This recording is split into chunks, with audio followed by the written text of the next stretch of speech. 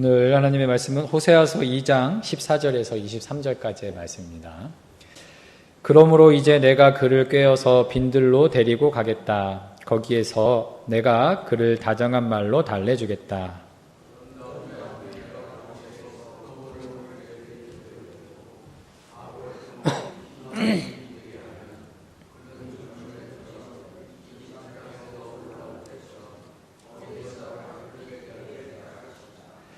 그날에 너는 나를 나의 남편이라고 부르고 다시는 나의 주인이라고 부르지 않을 것이다. 나 주의 말이다.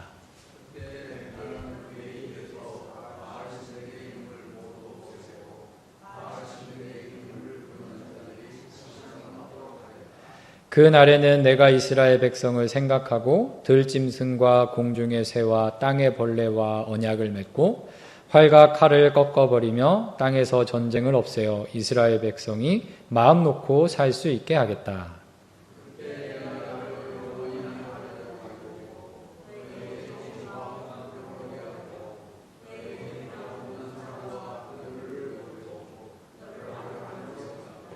내가 너에게 성실한 마음으로 너와 결혼하겠다. 그러면 너는 나 주를 바로 알 것이다.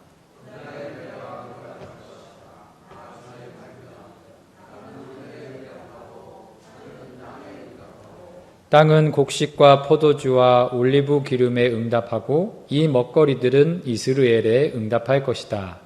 그때에 내가 이스라엘을 이 땅에 심어서 나의 백성으로 키우고 로루하마를 사랑하여 루하마가 되게 할 것이다.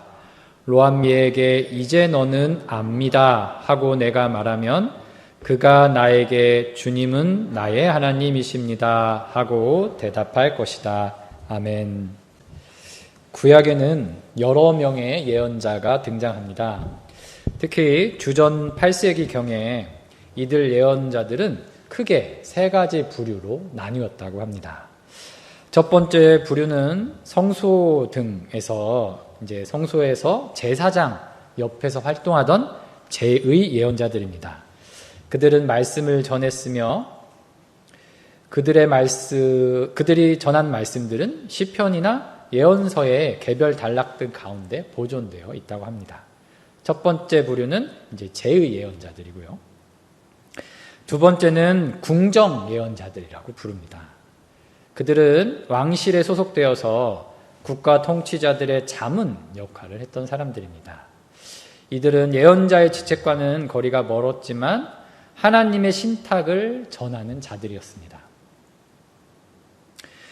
그들은 공적인 예배를 관장했고 민족적인 신앙의 대변자 역할을 담당했다고 합니다.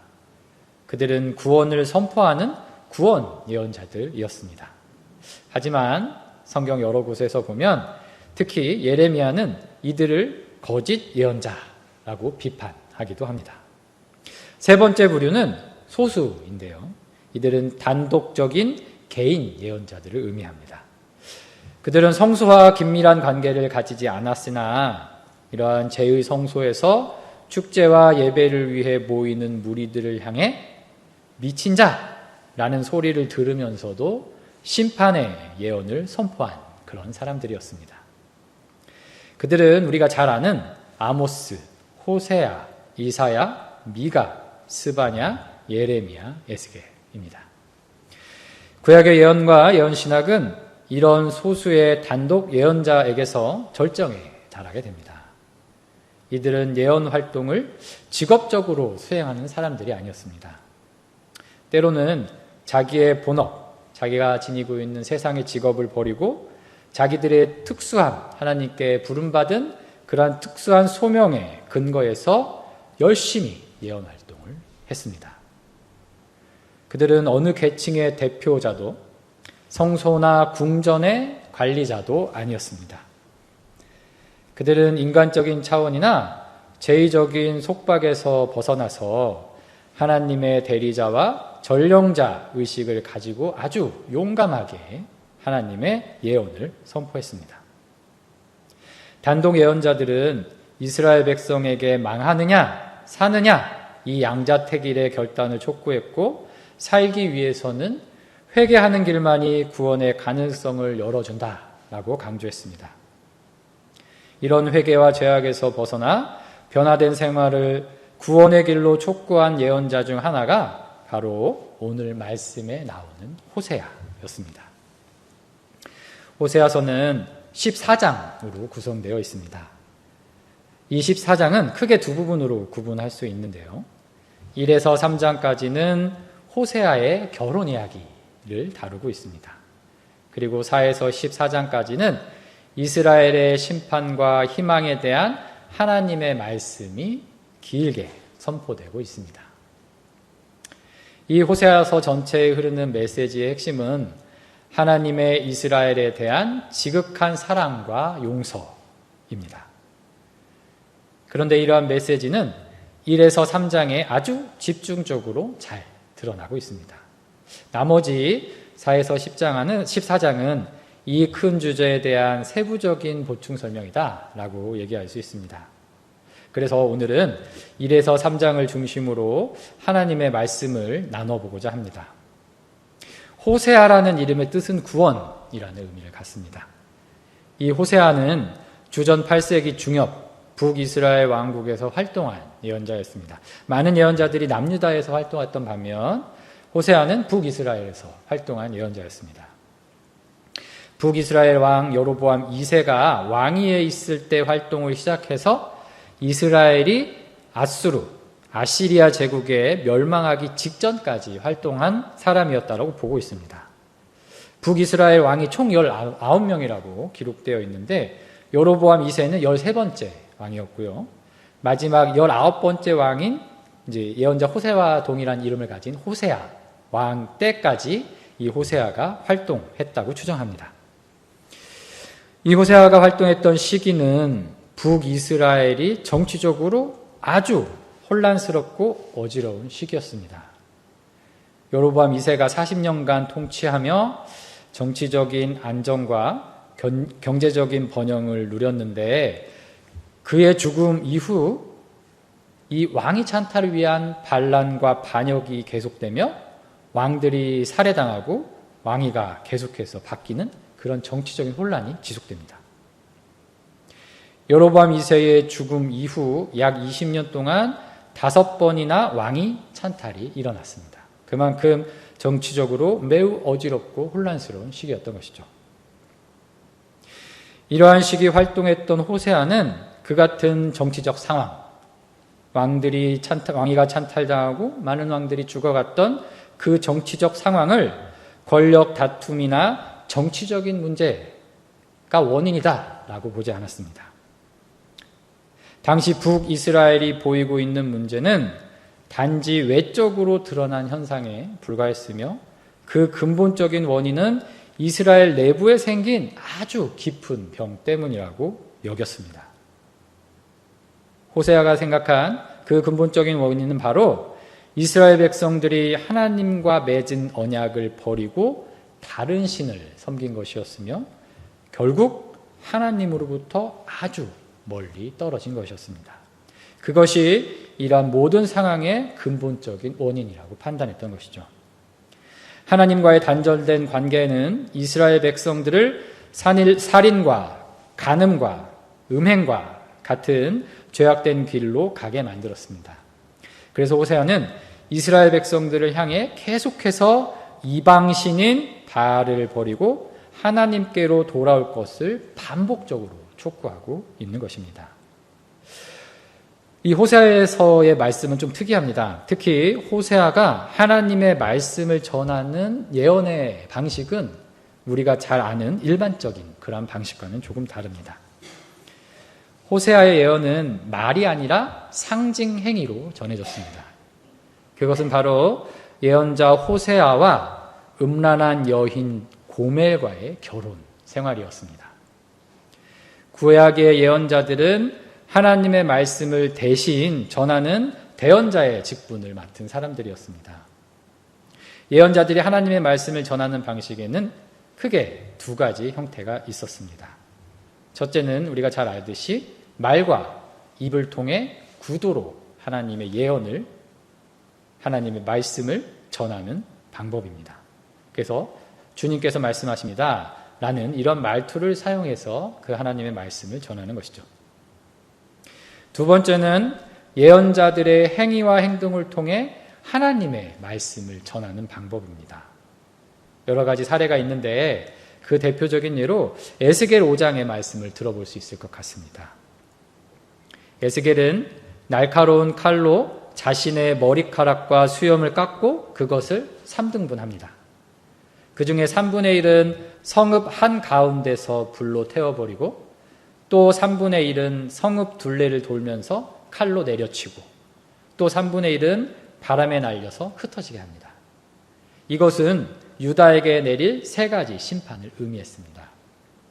유다 백성들 가운데 3분의 1은 전염병에 걸려 죽거나 굶어 죽을 것이며 또 3분의 1은 성읍의 둘레에서 칼에 맞아 쓰러질 것이며 나머지 3분의 1은 사방으로 흩어져 버리고 그 흩어지는 이스라엘 백성들이 그 칼을 빼어 하나님께서 칼을 빼어 그들을 쫓는 그러한 상황을 묘사하는 행위였습니다. 이렇게 예언자들은 말뿐만이 아니라 기이하거나 비이성적인 행위를 통해 하나님의 예언을 전하는 상징 행위를 보이기도 했습니다. 호세아의 결혼 생활은 이렇듯 하나님의 말씀을, 하나님의 예언을 상징 행위로 전하는 것이었습니다. 호세아와 음란한 여인 고멜의 결혼은 하나님과 이스라엘의 관계를 나타낸 예언자의 상징 행위였다라는 것이죠. 하나님과 이스라엘의 관계를 끝까지 아내를 사랑한 남편과 남편을 떠나고자 하는 부정한 여인 고멜의 관계로 나타낸 것입니다. 그 내용은 아주 간단합니다. 호세아는 음란한 여인 고멜과 결혼합니다. 그리고 음란한 자식들을 낳습니다. 두 아들과 딸 하나를 낳았습니다. 첫째 아들의 이름은 이스르엘이라고 지었습니다. 하나님의 명령을 따라 지은 것이죠. 둘째 딸은 로르하마라는 이름으로 셋째 아들이었는데 그 이름은 로암미라고 부르게 됩니다. 이후 고멜은 자식과 호세아를 놔두고 다른 남자와 사랑에 빠져 그들을 떠나가게 됩니다. 하지만 호세아는 자신을 떠난 그 여인을 끝까지 포기하지 않고 다시 대가로 돈을 지불하고 사와서 아내로 맞이하게 되는 사랑의 완성을 보여주게 됩니다. 호세아의 이 상징 행위에서 호세아는 하나님을, 음란한 여인은 하나님을 버리고 이방신인 바알을 섬기는 이스라엘 백성을 의미합니다. 음란한 자식들의 이름은 이스라엘에 대한 하나님의 심판을 뜻하였습니다. 여기서 바알 종교와 음란한 여인은 유사성이 존재합니다. 바알 종교는 비를 주관하고 농산물을 번성케 하는 다산의 신인 바알을 숭배하는 그런 종교였습니다. 당시 가나안 지역은 건기와 우기라는 계절이 뚜렷하게 나누어지는 기후를 보였습니다.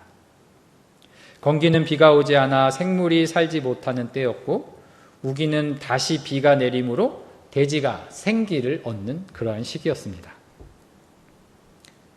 바알 종교는 이러한 기후 변화를 바알신과 결부시킵니다.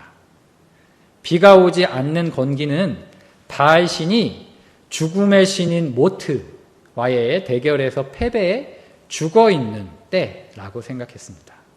그래서 비가 오지 않고 생물이 살지 못하는 그런 시기였던 거죠. 바알신이 죽어있는 시기가 바로 건기였습니다.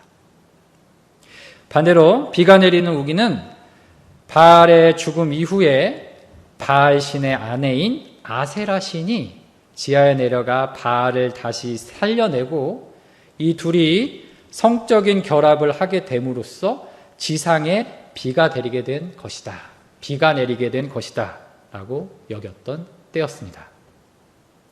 이처럼 바알 종교는 신들의 성적인 행위가 지상의 풍요를 가져온다고 생각했고 이들의 행위를 사람들이 똑같이 모방함으로써 다산과 풍요를 이루어낼 수 있다고 생각했습니다.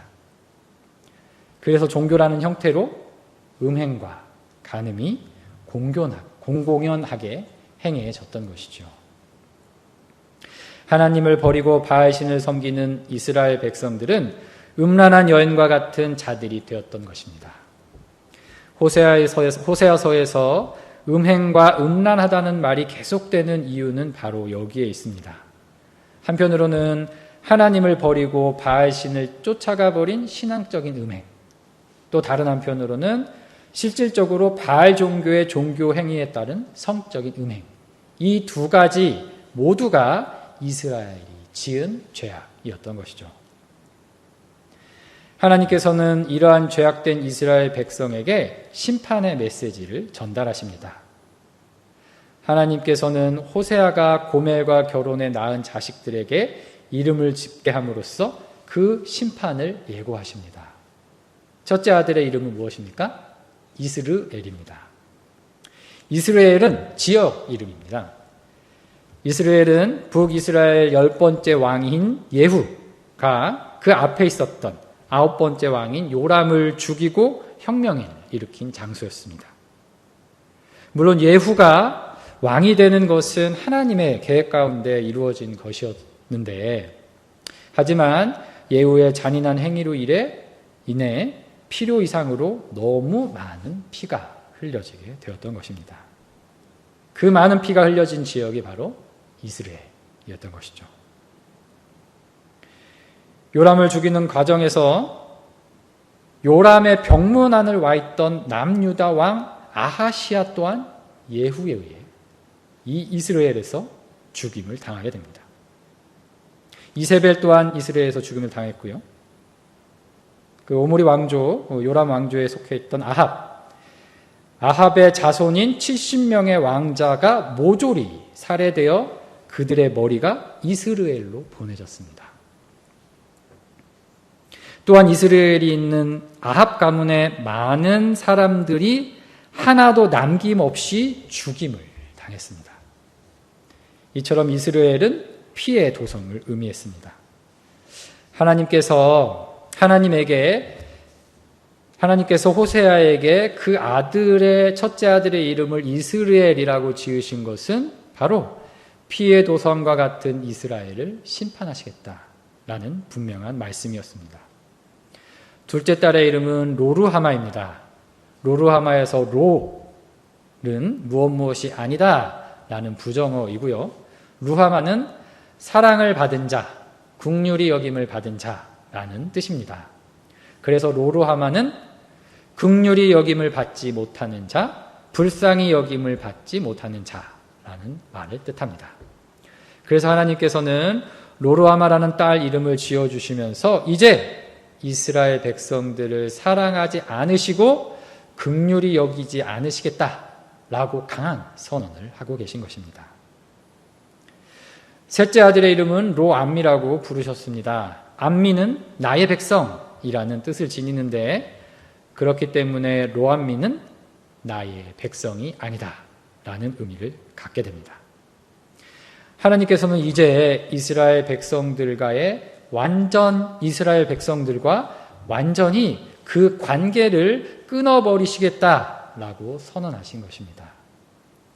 이스라엘을 하나님이요, 하나님의 백성이었던 이스라엘, 이 둘의 관계가 이제는 완전히 파기되는 그러한 선포를 하신 것입니다. 호세아의 자식들의 이름을 통해 선포된 하나님의 말씀은 너무도 무섭고 떨리는 심판의 말씀이었습니다. 이제 이스라엘 백성을 완전히 버리시겠다라는 선언이었습니다. 하지만 하나님은 이들에 대한 사랑을 포기하지 않으셨던 것 같습니다. 이 심판의 메시지는 아마도 이스라엘 백성들이 이 말씀을 듣고 다시 돌아오길 간절히 원하는 그러한 울부짖음이었다라고도 생각해 볼 수 있을 것 같습니다. 하나님께서는 다시금 이스라엘에 대한 포기할 수 없는 사랑을 표현하십니다. 그것이 바로 오늘 우리가 읽은 말씀입니다. 하나님께서는 이스라엘 백성들을 꾀어다가 빈들로 데려가서 그들을 다정한 말로 달래주신다고 약속하십니다. 빈들은 신의 광야를 의미합니다. 이 광야는 이스라엘이 순수한 마음으로 하나님을 따르고 순종하던 곳이었습니다. 하나님께서 이스라엘을 빈들로 데려가 다정한 말로 달래주겠다라는 것은 그들을 새롭게 변화시켜 주시겠다라는 아주 진한 약속의 말씀이십니다. 그리고 하나님은 이스라엘 백성들에게 포도원을 되돌려 준다고 하십니다. 열매 소출이 가능한 포도원을 되돌려 줌으로써 그들이 살아갈 새로운 터전을 만들어 주겠다라는 것이죠. 더불어 아골 평원이 희망의 문이 되게 하시겠다고 합니다. 아골 평원은 우리가 잘 알듯이 여호수아 7장에서 아간이라는 사람이 죄를 범하여 그를 처형하고 붙여진 이름이었습니다. 아골은 환난과 고통을 상징하는 곳인데, 그런데 하나님께서는 이런 장소를 희망의 문이 되게 해주시겠다고 합니다. 이는 고통과 환난 가운데 있는 이스라엘 백성을 희망과 생명의 길로 인도하시겠다는 것입니다. 그리고 하나님께서는 이스르엘의 날이 크게 번창할 것이며 로르하마와 로암미가 아니라 루하마와 암미가 되게 하신다 약속하십니다. 즉 이스라엘 백성들이 긍휼히 여김을 받는 자가 되고 하나님의 백성이 되게 하신다라고 선포하십니다. 이러한 선언 후에 3장에서 하나님께서는 호세아에게 음란한 여인 고멜을 다시 아내로 맞아들이라 라고 말씀하십니다. 이러한 상징 행위는 음란한 이스라엘을 끝까지 포기하지 않으시고 그들을 용서하고 사랑으로 품어주시겠다는 하나님의 놀라운 약속이 아니고 무엇이겠습니까? 우리는 이 말씀을 통해 우리 모두가 죄악 가운데 심판을 맞이할 허무한 인생들이지만 그럼에도 불구하고 변함없이 우리를 사랑하시는 하나님의 놀라우신 사랑을 발견할 수 있습니다. 이렇듯 호세아를 통해 하나님의 말씀이 선포되는 과정 중에 우리가 눈여겨볼 수 있는 것은 바로 호세아라는 그 인물입니다. 그는 자동기계나 자동인형으로 하나님의 말씀을 기계적으로 수행한 사람이었을까요? 저는 그렇게 생각하지 않습니다. 그는 하나님의 이스라엘을 향한 사랑을 가슴 깊은 곳에서 깨닫고 있었고 그런 하나님의 사랑을 죄악된 이스라엘에게 전하고자 상징적인 예언 행위를 실천했다라고 볼 수 있습니다. 하나님께서 이스라엘을 향하신 사랑이 지금 나를 배신하고 떠나버린 이 죄 많은 여인을 향한 지극한 사랑과 같다라는 그 하나님의 마음을 알고 있었기에 호세아는 하나님의 말씀을 따라 그 여인을 다시 아내로 맞아들였을 것입니다. 이 호세아의 삶이 우리에게 전하는 바는 우리 또한 하나님의 이 놀라운 사랑을 깊이 깨닫고 그 사랑을 진심으로 전하는 자들이 되어야 한다는 것입니다. 죄악 가운데 있는 우리를 너무도 사랑하시는 그 하나님의 사랑을 따라 나에게 잘못을 저지르거나 그릇된 행실을 하는 자들을 용서와 사랑으로 품어줄 수 있는 그런 믿음의 자녀들이 되어야 한다는 것입니다. 우리가 이렇듯 하나님의 말씀을 행위로 선포하고 하나님의 예언을 삶으로 실천하는 호세아와 같은 예언자가 되어야 한다는 것이죠. 그리고 하나님의 사랑을 세상 가운데 증거하는 삶을 살아가는 우리가 되어야 할 것입니다. 오늘 이 호세아서의 말씀과 그의 행위를 깊이 묵상하시면서 우리 모두가 하나님의 위로와 사랑을 온 세상 가운데 전하는 자들이 되길 다짐하면 좋겠습니다. 함께 기도하시겠습니다. 늘 변함없는 사랑으로 우리를 돌보시는 하나님 아버지, 죄악으로 가득한 우리의 인생을 포기하지 않으시고 언제나 지켜주시니 감사드립니다. 남편과 자식을 버리고 다른 남자를 찾아 떠난 음란한 여인 고멜과 같은 우리를 너무도 사랑하셔서 다시금 하나님의 백성으로 삼아주시고 새롭게 변화시켜 주시니 너무도 감사드립니다. 다시는 하나님을 떠나 방탕한 삶을 사는 어리석은 인생이 되지 않도록 인도하여 주시옵소서. 하나님께서 우리를 얼마나 사랑하시는지 그 사랑의 높이와 깊이와 넓이를 헤아릴 수 있는 믿음의 자녀들이 되게 하여 주시옵소서. 호세아가 놀라우신 하나님의 사랑을 전하기 위한 삶을 실천하였던 것처럼 우리들도 이 세상에서 하나님의 위로와 사랑을 전하는 자들이 되게 하여 주시옵소서. 예수님의 이름으로 기도드립니다. 아멘.